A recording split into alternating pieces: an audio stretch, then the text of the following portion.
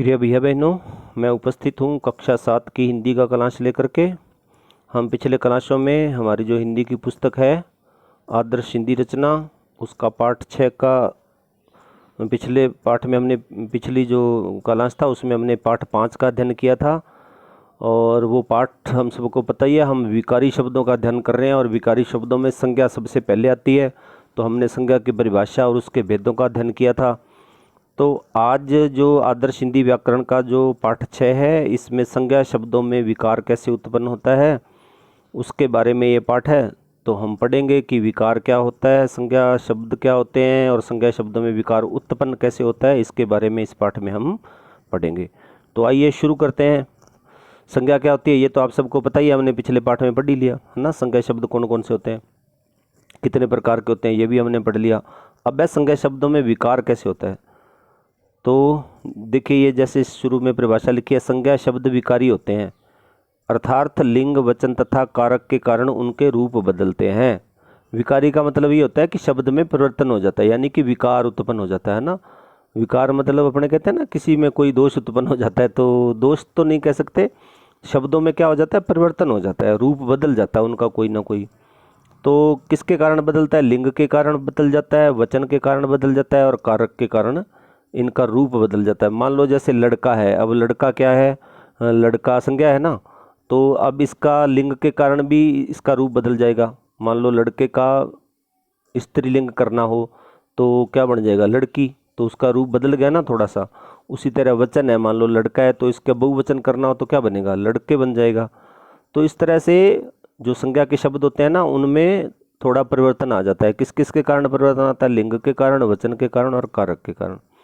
अब इस पाठ में लिंग वचन तथा कारक की सामान्य जानकारी के साथ साथ हम उनके प्रभाव से बने संज्ञा शब्दों का भी अध्ययन करेंगे। तो इस पाठ में हम यही पढ़ने वाले हैं कि लिंग और वचन और कारक के कारण उनकी सामान्य जानकारी तो है ही इस पाठ में, और साथ में उनसे प्रभाव से बने जो संज्ञा शब्द हैं उनका भी हम अध्ययन करेंगे। अब लिंग क्या होते हैं ये आप सबको पता ही है, छोटी कक्षाओं में आपने खूब पढ़ा है। लिंग यानी कि शब्दों के जिन रूपों से पुरुष और स्त्री जाति का बोध होता है उसे लिंग कहते हैं, है ना। जिन शब्दों से हमें क्या पता चलता है कि ये पुरुष है या स्त्री है ना, कौन सी जाति का है, तो उससे हम पता चलता है कि उसको ही हम लिंग कहते हैं। अब लिंग के प्रभाव से संज्ञा शब्दों में परिवर्तन अग्रानुसार होता है। अब लिंग का प्रभाव जब पड़ता है संज्ञा शब्दों पर तो उसमें कैसे परिवर्तन होता है, तो ये देखिए नियम 1, इसके नियम है। अकारांत तथा अकारांत पुल्लिंग शब्दों के अंत में ए तथा आ के स्थान पर ई करने से भी संज्ञा शब्द स्त्रीलिंग हो जाता है। अब जैसे देखिए, अब ये पुत्र है ना, तो पुत्र का स्त्रीलिंग क्या होगा, पुत्री। तो इसमें क्या करें, पुत्र अ के साथ क्या मिल गया, आ, तो उसके स्थान पर ई बन गया, पुत्री, ई बन गया ना।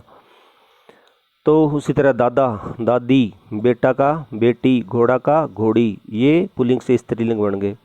फिर कुछ शब्द ऐसे हैं कतिपय अकारांत पुल्लिंग शब्दों को ईयांत करने देने पर भी स्त्री जाति का बोध कराने लगते हैं। जैसे कुत्ता, तो कुतिया, ये उसका क्या है, स्त्रीलिंग होगा। बुढ़ा का बुढ़िया, चूहा का चूहिया और बेटा का बिटिया, तो ये दूसरा नियम। अब तीसरा नियम है, जैसे व्यवसाय सूचक पुल्लिंग शब्द होते हैं, मतलब जो व्यवसाय होते हैं ना, जो काम धंधे होते हैं, उनमें क्या होता है, इन कर देने पर भी स्त्रीलिंग बन जाते हैं। जैसे सुनार है, अब ये व्यवसाय है ना, सोने का जो काम करते हैं, तो उसको सुनार बोलते हैं। और तो उसका लिंग बदलना हो ना, अब ये पुल्लिंग है सुनार, अब इसका स्त्रीलिंग करना है तो क्या हो जाएगा, सुनारिन, इन जोड़ देते हैं तो वो लिंग बदल जाता है। उसी तरह कुम्हार है, तो कुम्हार में भी इन जोड़ देंगे तो क्या बन जाएगा, कुम्हारिन। धोबी में इन जोड़ देंगे तो धोबिन, लुहार का लुहारिन। इस तरह से ये व्यवसाय सूचक शब्द होते हैं। फिर है पदवी या उपजातिवाचक पुल्लिंग शब्दों में आइन जोड़कर स्त्रीलिंग बना सकते हैं। जैसे कोई पदवी है ना, या उपजाति है, जैसे पंडित है तो इसमें आइन जोड़ देंगे तो पंडिताइन हो जाएगा, है ना। चौधरी का चौधराइन, ठाकुर का ठकुराइन, लाला का लालाइन, ऐसे, ठीक है।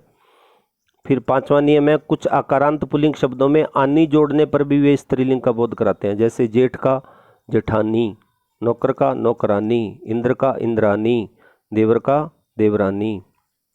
फिर नियम 6, कुछ आकारांत पुल्लिंग शब्दों के अंत में नी कर देने पर वे स्त्रीलिंग बन जाते हैं। जैसे मोर का मोरनी, ऊंट का ऊंटनी, शेर का शेरनी, सिंह का सिंहनी। फिर नियम है 7, जिन पुल्लिंग शब्दों के अंत में आन होता है उनके अंत में आन के स्थान पर अति कर देने पर वे स्त्रीबोधक बन जाते हैं। जैसे श्रीमान, श्रीमती, अति अंत में अति जुड़ा ना। उसी तरह धनवान, धनवती, गुणवान, गुणवती, रूपवान, रूपवती। फिर है नियम 8, अकारांत पुल्लिंग शब्दों को इकारांत कर देने पर वे स्त्रीलिंग बन जाते हैं। जैसे नायक का हो जाएगा नायिका, सेवक का सेविका, अध्यापक का अध्यापिका, लेखक का लेखिका।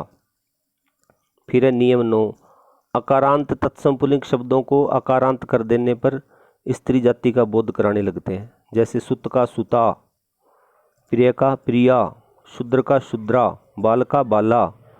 फिर है नियम 10, अनेक पुल्लिंग शब्द स्त्रीलिंग शब्दों से सर्वथा भिन्न होते हैं। जैसे विद्वान का विदुषी, अब ये बिल्कुल अलग है ना, इसमें नियम लागू नहीं हो रहा। वर का वधू, कवि का कवियत्री, पुरुष का स्त्री, राजा का रानी, ससुर का सास, बैल का गाय, जहाज का नौका। अब है वचन से संज्ञा रूपों में परिवर्तन। अब ये तो आपने जो ऊपर पढ़ा ये किससे था, ये लिंग से था।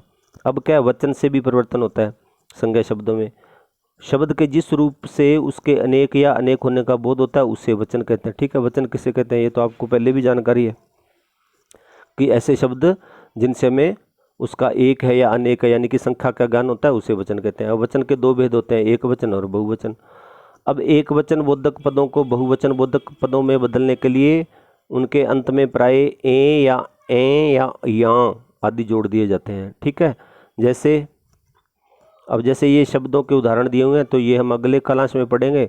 आज हम इतना ही आधा पाठ पढ़ेंगे और आधे इसके प्रश्न करेंगे। अभी अंत में प्रश्न देखिए, पाठ हमने आज इतना ही पढ़ना है। ठीक है, कि संज्ञा शब्दों में लिंग के कारण और वचन के कारण परिवर्तन आता है।